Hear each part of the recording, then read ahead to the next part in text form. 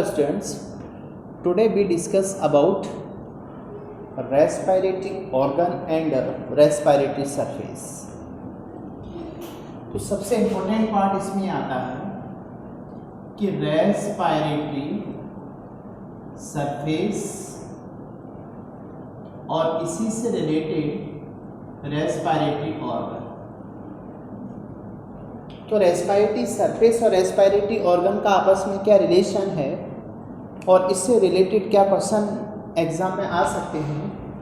तो सबसे important part जो रेस्पिरेटरी ऑर्गन है, जैसे ह्यूमन में लंग्स है, तो लंग्स को रेस्पिरेटरी ऑर्गन क्यों नाम दिया गया?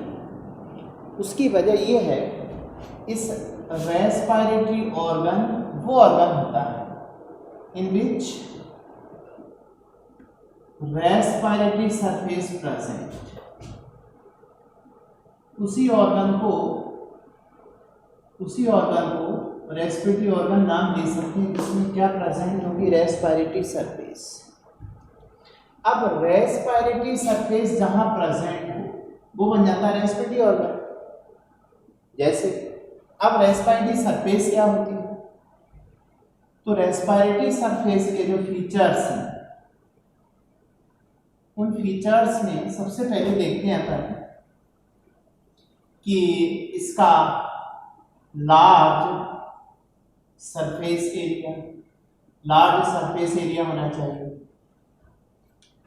लार्ज सरफेस एरिया कैसे? जैसे लंग्स है, तो लंग्स ह्यूमन लंग्स की बात करें तो इसका जो सरफेस एरिया है, इसके अंदर एल्वलाई है। एल्वलाई की वजह से सरफेस एरिया 140 से 160 मीटर स्क्वायर होता है। तो इतना बड़ा एरिया एल्वलाई की वजह से था। तो सबसे इंपॉर्टेंट फीचर निकला कि इसका सरफेस एरिया ज़्यादा होना चाहिए। क्यों? सरफेस एरिया जितना ज़्यादा होगा, respiratory exchange, gases exchange O2 CO2 का उतना ही ज़्यादा होगा। दूसरा, अब जो गैसेस एक्सचेंज होगा, फॉर एग्जाम्पल मान के चलिए रेस्पिरेटरी सरफेस लार्ज, तो अब यहाँ पर एयर है और इस एयर में ऑक्सीजन और कार्बन डाइऑक्साइड, तो यहाँ पर एरिया ज़्यादा होने से exchange of O2 and CO2 ज़्यादा होगा।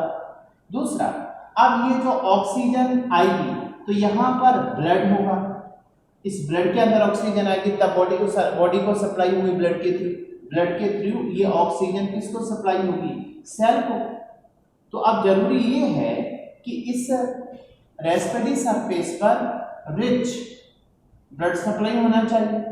यहाँ पे ब्लड सप्लाई ज़्यादा होना चाहिए। क्यों? क्योंकि जैसे एयर के थ्रू ऑक्सीजन आएगी, डिफ्यूज होकर ब्लड में आएगी। जैसे ह्यूमन की बात करें तो ह्यूमन ब्लड में हीमोग्लोबिन के साथ ऑक्सीजन बाइंड होकर ऑक्सीजन हीमोग्लोबिन बनाती है।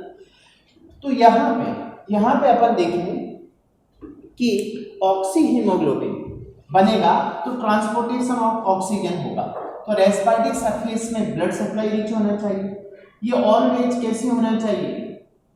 ऑलवेज मॉइस्ट, ये हमेशा मॉइस्ट रहनी चाहिए। मॉइस्ट क्यों? इसकी जो सरफेस है यदि मॉइस्ट होती है, यदि इसकी सरफेस मॉइस्ट होती है तो आप ये देखेंगे कि ये मॉइस्ट सरफेस जो, तो इसमें डिसॉल्व होगी ऑक्सीजन और कार्बन डाइऑक्साइड। क्योंकि कार्बन डाइऑक्साइड देखिए बॉडी की सेल के अंदर ऑक्सीडेशन होगा तो यहाँ से CO2 प्रोड्यूस होकर के ब्लड के थ्रू फिर रेस्पिरेटरी ऑर्गन पे जाएगी, तो रेस्पिरेटरी ऑर्गन से फिर यहाँ से CO2 डिफ्यूज होकर बाहर आएगी। तो ये जो सरफेस है ऑलवेज कैसे होना चाहिए? मॉइस्ट होनी चाहिए। सरफेस ऑलवेज मॉइस्ट होना चाहिए। फोर्थ वन इज द, दूसरा इसमें अपन देखें कि इसमें दूसरा इंपॉर्टेंट पार्ट ये आता है कि प्रेजेंस ऑफ रेस्पिरेटरी पिगमेंट। इस रेस्पिरेटरी सरफेस पर रेस्पिरेटरी पिगमेंट की प्रेजेंस। अब वो रेस्पिरेटरी सरफेस कहाँ प्रेजेंट हो सकता है? या तो ब्लड में प्रेजेंट हो सकता है या अदर पार्ट में हो सकता है। तो these are the specific features of the respiratory surface. और रेस्पिरेटरी सरफेस जिस ऑर्गन में मिलेगी उसको अपन नाम देते हैं रेस्पिरेटरी ऑर्गन। अब जो रेस्पिरेटरी ऑर्गन है, मोस्ट इंपॉर्टेंट, रेस्पिरेटरी ऑर्गन क्या क्या हो सकते हैं? तो रेस्पिरेटरी ऑर्गन में presence of the respiratory pigment, जैसे अपन बात करते हैं ह्यूमन की बात करते हैं तो जैसे haemoglobin, number 1 is the haemoglobin, तो हीमोग्लोबिन में प्रेजेंट होता है आयरन, ये मोस्ट कॉर्डेट्स में होता है, मोस्ट इन वर्टिब्रेट्स में पाया जाता है, वर्टिब्रेट्स के ब्लड में पाया जाता है। ह्यूमन में अपन देखते हैं कि आरबीसी के अंदर क्या प्रेजेंट है, हीमोग्लोबिन, हीमोग्लोबिन में आयरन होता है, और उस आयरन में क्या होता है, जैसे अपन आगे बात करेंगे, जैसे हीमोग्लोबिन है, तो हीमोग्लोबिन में जो ग्लोबिन पार्ट होता है उसमें आयरन मॉलिक्यूल्स होते हैं फेरस स्टेट, तो यहाँ पर क्या बाइंड होती है, ऑक्सीजन। दूसरा हीमोग्लोबिन के अलावा दूसरा हीमो इरिथ्रिन, इसके अंदर भी आयरन होता है, ये आयरन कंटेनिंग रेस्पिरेटरी पिगमेंट है, और ये प्रेजेंट होता है इन हीमो इरिथ्रिन इन एनिलिड्स, एनिलिडा में पाया जाता है। Third one is the haemocyanin, तो हीमोसाइनिन एक्चुअल में कॉपर कंटेनिंग होता है, और ये प्रेजेंट होता है इन मोलस्क। इसके अलावा एक और होता है इसमें, जैसे एक काइनो वेनेडियम होता है, वेनेडियम, तो वेनेडियम कंटेनिंग जो रेस्पिरेटरी पिगमेंट है ये present in coelomic fluid of protochordate, ये प्रोटोकॉर्डेट में प्रेजेंट होता है। दूसरा इकानोडर्मेट्स होते हैं, तो उनमें हीमो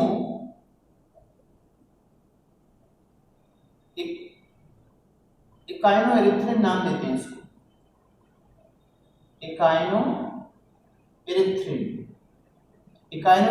इन इकाइनोडर्मेट, तो जो these are the respiratory pigment, तो इन रेस्पिरेटरी पिगमेंट की प्रेजेंस भी किसका करेक्टर है, रेस्पिरेटरी सरफेस का, और रेस्पिरेटरी सरफेस जिस ऑर्गन में होती है उसको क्या नाम देते हैं, respiratory organ.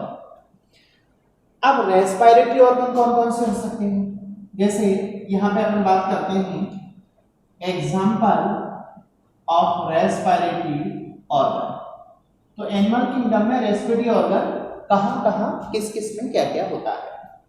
First one is the skin in annelids, Annelida में अर्थवॉर्म में होती है। दूसरा फ्रॉग के केस में होती है, फ्रॉग में कुटिनियस रेस्पिरेशन होता है, फ्रॉग में कुटिनियस रेस्पिरेशन नियर अबाउट 34% कुटिनियस रेस्पिरेशन होता है, 34%। अर्थवॉर्म की बात करें एनिलिडा, जो एनिलिड्स होते हैं इनकी जो स्किन है, और ये स्किन की सरफेस मॉइस्ट होती है, और यहाँ पर exchange of O2 and CO2 होता है, ये एनिलिड की body, okay. And second one lungs को कहते हैं pulmonary, this one is the pulmonary respiration in reptile, birds and mammal, इन तीनों के केस में रेस्पिरेशन किसके द्वारा होता है, लंग्स के द्वारा। अब आप देखिए लंग्स के द्वारा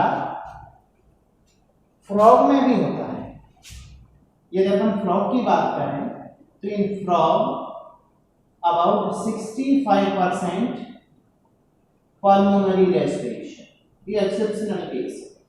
फ्रॉग जब एक्टिव पीरियड में होता है, ब्रीडिंग सीजन हाइबरनेशन के बाद जब बाहर आता है एक्टिव पीरियड में, तो उस समय उसमें 65%, क्योंकि इसे इंसेक्टिवोरस होना पड़ता है।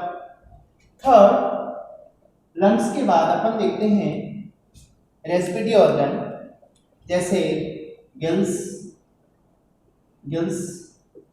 गिल्स को दूसरा नाम देते हैं ब्रैंकिया, तो इसको ब्रैंकियल रेस्पिरेशन नाम देते हैं, gills is equal to branchia, और ये किसमें प्रेजेंट होता है, इन फिशिस के केस में।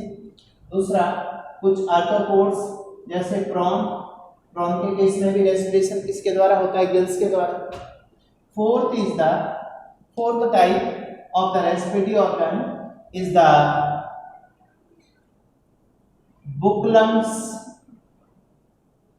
बुकलम्स फाउंड इन स्कॉर्पियन, बिच्छू में पाए जाते हैं, मकड़ी में पाए जाते हैं, स्पाइडर में, स्पाइडर का रेस्पिरेटरी ऑर्गन और बिच्छू का, स्कॉर्पियन का रेस्पिरेटरी ऑर्गन क्या होता है? बुकलम्स होता है।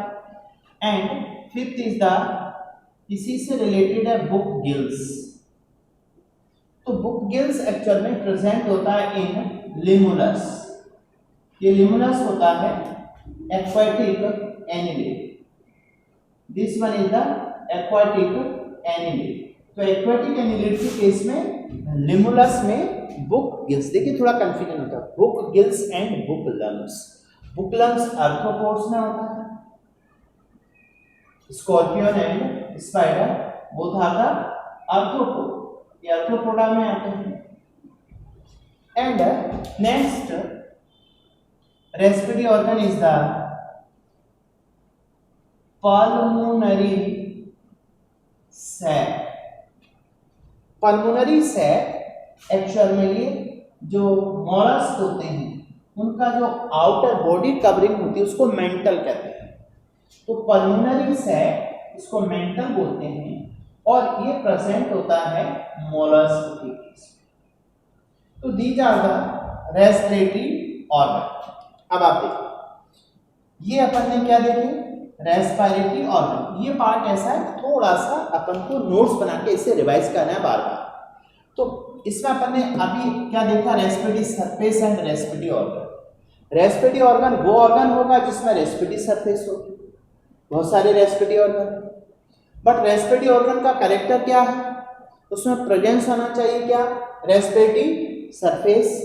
और रेस्पिरेटरी सरफेस जो होती है उसके फीचर्स में उसका लार्ज सरफेस होना चाहिए, ब्लड सप्लाई ज़्यादा होना चाहिए, ऑलवेज मॉइस्ट होना चाहिए जिससे O2 वहाँ पे CO2 एयर में से डिजॉल्व हो सके, presence of the respiratory pigment होना चाहिए। तो अपन देखते हैं बहुत सारे रेस्पिरेटरी पिगमेंट होते हैं।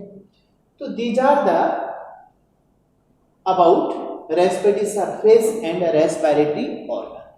अब अपन नेक्स्ट लेक्चर में देखते हैं वन बाय वन कि इसमें क्या क्या हो सकता है।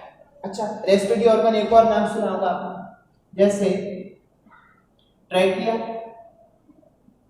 Trachea, trachea, trachea respiratory organ present in the insect. ये इंसेक्ट के केस में होता है। यहाँ पे रेस्पिरेटरी ऑर्गन मेनली क्या होता है? इंसेक्ट में ट्रैकिया रेस्पिरेशन पाया जाता है।